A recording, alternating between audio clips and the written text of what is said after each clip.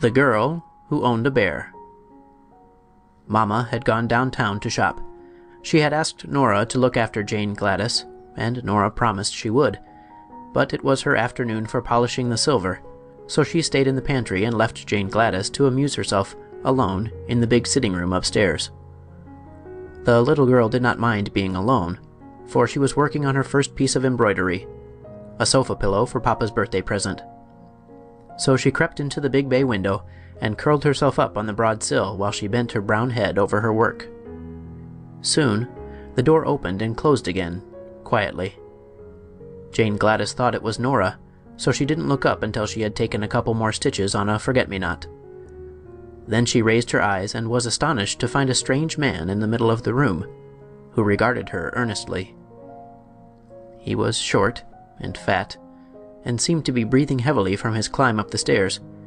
He held a work silk hat in one hand, and underneath his other elbow was tucked a good-sized book. He was dressed in a black suit that looked old and rather shabby, and his head was bald upon the top. "Excuse me," he said, while the child gazed at him in solemn surprise. "Are you Jane Gladys Brown?" "Yes, sir," she answered. Very good indeed," he remarked, with a queer sort of smile. "I've had quite a hunt to find you, but I've succeeded at last." "How did you get in?" inquired Jane Gladys with a growing distrust of her visitor. "That is a secret," he said mysteriously. This was enough to put the girl on her guard. She looked at the man, and the man looked at her, and both looks were grave and somewhat anxious. "What do you want?" she asked, straightening herself up with a dignified air. "Ah, now we are coming to business," said the man briskly. "I'm going to be quite frank with you. To begin with, your father has abused me in a most ungentlemanly manner." Jane Gladys got off the windowsill and pointed her small finger at the door. "Leave this room immediately!" she cried, her voice trembling with indignation. "My papa is the best man in the world. He never abused anybody." "Allow me to explain, please," said the visitor, without paying any attention to her request to go away. "Your father may be very kind to you, for you are his little girl, you know. But when he's downtown in his office, he's inclined to be rather severe, especially on book agents. Now, I called on him the other day and asked him to buy the complete works of Peter Smith. And what do you suppose he did?" She said nothing. "Why," continued the man with growing excitement, "he ordered me from his office and had me put out of the building by the janitor. What do you think of such treatment as that from the best papa in the world, eh?" "I think he was quite right," said Jane Gladys. "Oh, you do? Well," said the man, "I resolved to be revenged for the insult, so as your father is big and strong and a dangerous man, I have decided to be revenged upon his little girl." Jane Gladys shivered. "What are you going to do?" she asked. "I'm going to present you with this book," he answered, taking it from under his arm. Then he sat down on the edge of a chair, placed his hat on the rug, and drew a fountain pen from his vest pocket. "I'll write your name in it," said he. "How do you spell Gladys?" "Gladys," she replied. "Thank you. Now this," he continued, rising and handing her the book with a bow, "is my revenge for your father's treatment of me. Perhaps he'll be sorry he didn't buy the complete works of Peter Smith. Goodbye, my dear." He walked to the door, gave her another bow, and left the room, and Jane Gladys could see that he was laughing to himself, as if very much amused. When the door had closed behind the queer little man, the child sat down in the window again and glanced at the book. It had a red and yellow cover, and the word "Thingamajigs" was across the front in big letters. Then she opened it, curiously, and saw her name written in black letters upon the first white leaf. "He was a funny little man," she said to herself thoughtfully. She turned the next leaf and saw a big picture of a clown, dressed in green and red and yellow, and having a very white face with three-cornered spots of red on each cheek and over the eyes.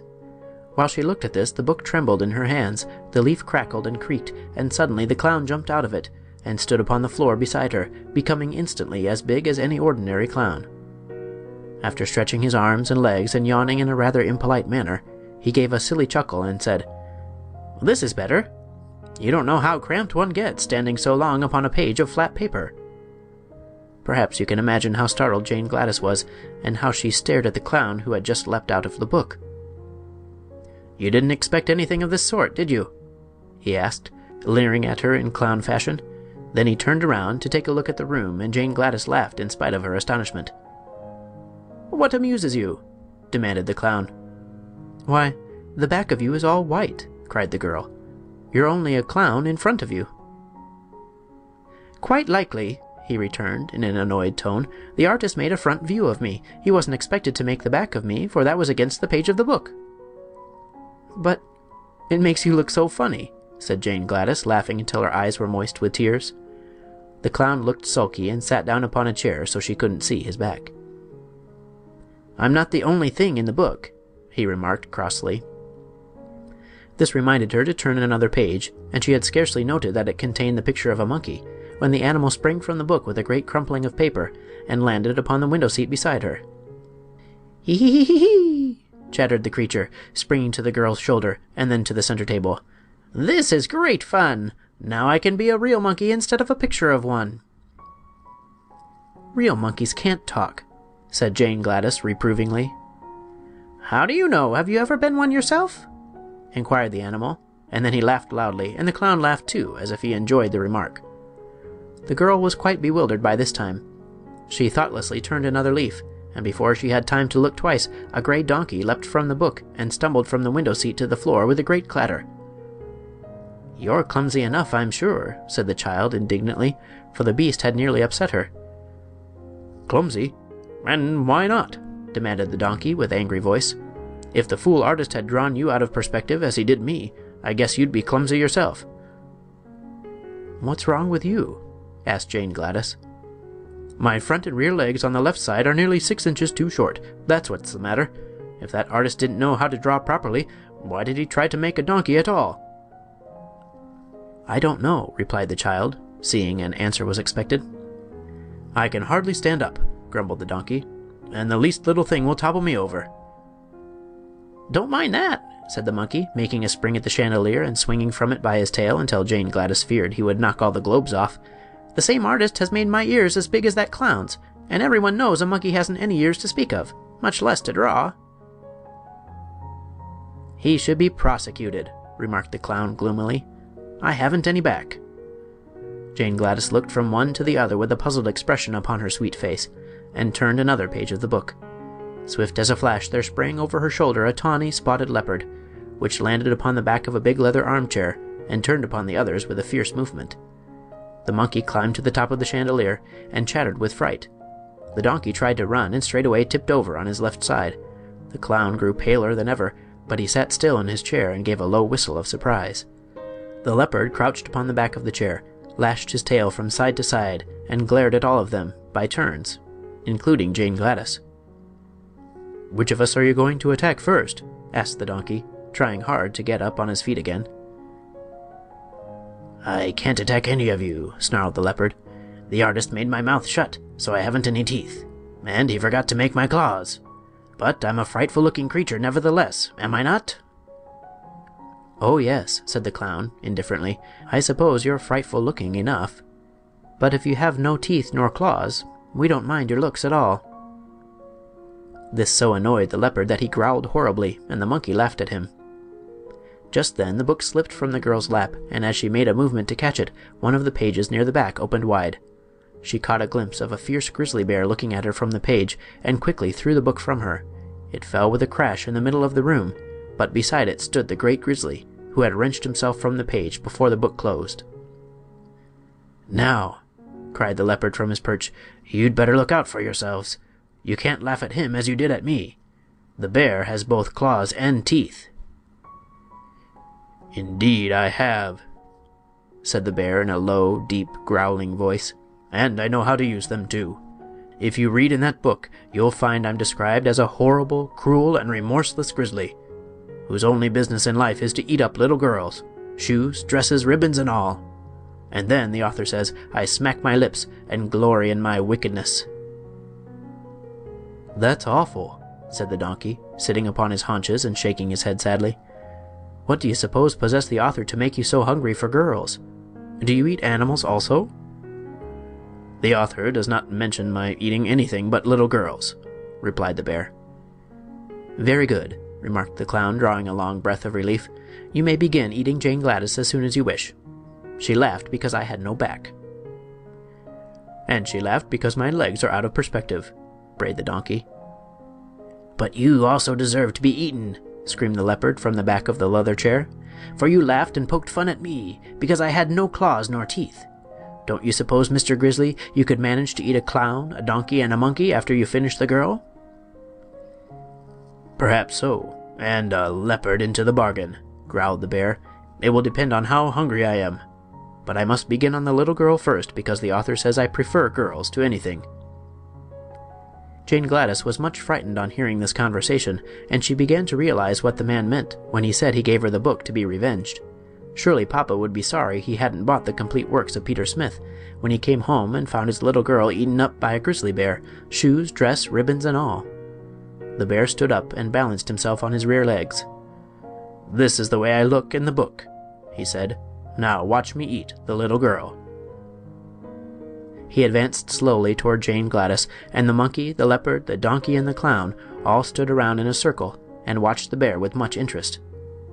But before the grizzly reached her, the child had a sudden thought and cried out, "Stop! You mustn't eat me. It would be wrong." "Why?" asked the bear in surprise. "Because I own you. You're my private property," she answered. "I don't see how you make that out," said the bear in a disappointed tone. "Why, the book was given to me. My name's on the front leaf. And you belong by rights in the book, so you mustn't dare to eat your owner." The grizzly hesitated. "Can any of you read?" he asked. "I can," said the clown. "Then see if she speaks the truth. Is her name really in the book?" The clown picked it up and looked at the name. "It is," he said. "Jane Gladys Brown, and written quite plainly in big letters." The bear sighed. "Then, of course, I can't eat her," he decided. "That author is as disappointing as most authors are." "But he's not as bad as the artist," exclaimed the donkey, who was still trying to stand up straight. "The fault lies with yourselves," said Jane Gladys severely. "Why didn't you stay in the book where you were put?" The animals looked at each other in a foolish way, and the clown blushed under his white paint. "Really?" began the bear, and then he stopped short. The doorbell rang loudly. "It's Mama!" cried Jane Gladys, springing to her feet. "She's come home at last. Now, you stupid creatures!" But she was interrupted by them all making a rush for the book. There was a swish and a whir and a rustling of leaves, and an instant later the book lay upon the floor looking just like any other book, while Jane Gladys' strange companions had all disappeared. This story should teach us to think quickly and clearly upon all occasions, for had Jane Gladys not remembered that she owned the bear, he probably would have eaten her before the bell rang.